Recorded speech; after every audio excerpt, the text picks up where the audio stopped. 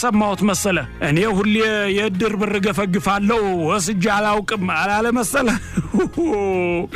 የጉድ ሀገር ገንፎ ያደር ይፋጃል አሉ የሊቀ መንበራችን አሸርጋጅ በበኩሉ እውነት ነው አክሲዮን አይደል በአመት እንከፋፈል እንዲህ አጋጣሚውን መጠቀም ነው እንጂ እያለ ከዚህ ላይ የሚሰጠው ገንዘብ እንደሚኖርም እያሰላሰለ ይለማመጠው ገባ እንግዲህ ወዳጅ አስበው ሁለቱም የነሱ ያልሆነን ገንዘብ ስለማግኘት ነው የሚወያዩት ይሄን ተነጋግረው ባለለቅሶ ሰው አመስግኖና እጅ ስሞ ከቦታው ዞር ሲል አጭበርባሪው አባላችን ደግሞ የእጅ ስልኩን አውጥቶ ስልክ ደወለ ከወዲያኛው ወገን ጋር የሚደረገው የስልኩ ውይይትም ከዚሁ ማጭበርበር ጋር የተገናኘ ስለመሆኑ ለመረዳት ብዙም አልፈጀብኝም ብቻ ወዳጀ ብሩን በሰውየው ስም እንደሚያወጡትና ግማሹን ብር ግራም ነፈሰ ቀኝ እነሱ እንደሚካፈሉት ማውራቱን ቀጠለ እንግዲህ አስበው ያሰት ሐዘን የሚቀመጠው ሰውዬ እኮ ከነዚህ በእኩል ያልተገባውን ብር ሊወስድ ብሎ ሌላ ሌባ ደግሞ እነሱ ሊሞጨልፍ ማሰቡን ሳይ ሳቅ ከጀለኝ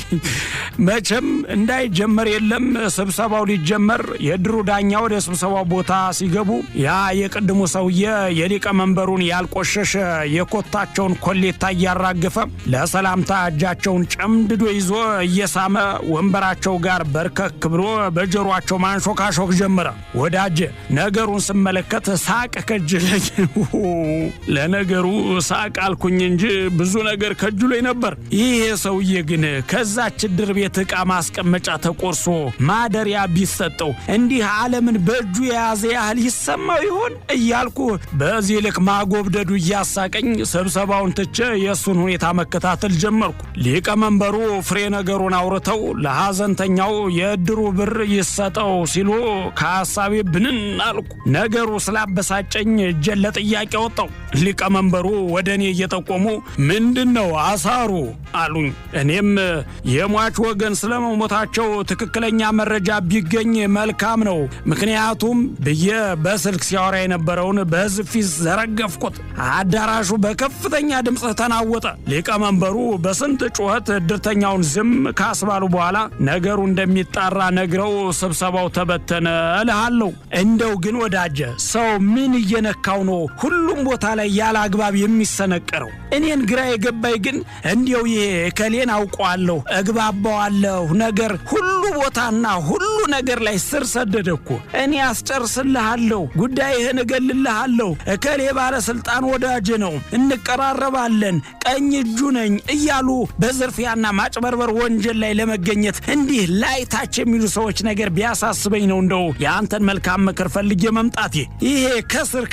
በእውቅና ሰበብ እያቸፈቸፉ ጥቅም የሚያሳድዱ በራሳቸው የማይተማመኑ ሰዎች ነገር እኮ ከላይ እስከታች እንደምታየው ስር የሰደደ ህመም ከሆነ ከራረመ ወንጀል ሊሰራ ያሰበ በለው በከፍተኛ ሁኔታ ሊዘርፍ የቋመጠ ሰው ቀዳሚ ስራውና ማስፈራሪያው ከመሪው ጎን ተለጥፎ እውቅና አላቸው ከሚባሉ ባለስልጣናት ሹመኞችና ኃላፊዎች ስር እያሉ ማሸርገድ ፎቶ በመነሳት የተነሱትንም ፎቶ ሲያሻቸው ቢሮአቸው መግቢያ ላይ ሁሉም በሚያዩት ቦታ አሊያም የማህበራዊ ገጻቸው ላይ እየለጠፉና የግል ስልካቸው የፊት ገጽ ላይ ሳይቀር ድቅን እያደረጉ አረንዶ ብቻ ምን ልበልህ ሰውነታቸው ላይ መነቀስ እስኪቀራቸው ድረስ አይን ውስጥ ለመግባት ጥረት ያደርጋሉ ደግሞ የሚሳካላቸውስ ነገር አይገርምህም ትንሽ መታመን ሲጀምሩ ነገራቸው ሁሉ ይሄን ጉዳይ ሰው ስላለኝ እኔ ያስጨርስልሃለሁ ይሄን ያህል ብር አዘጋጅ እያሉ በቀላሉ ጀምረው ህዝቡን ሁሉ ያሞኙት መሆኑ ግን በጣም ያሳዝናል ደግሞ እኮ በህዝቡ አትፈርድም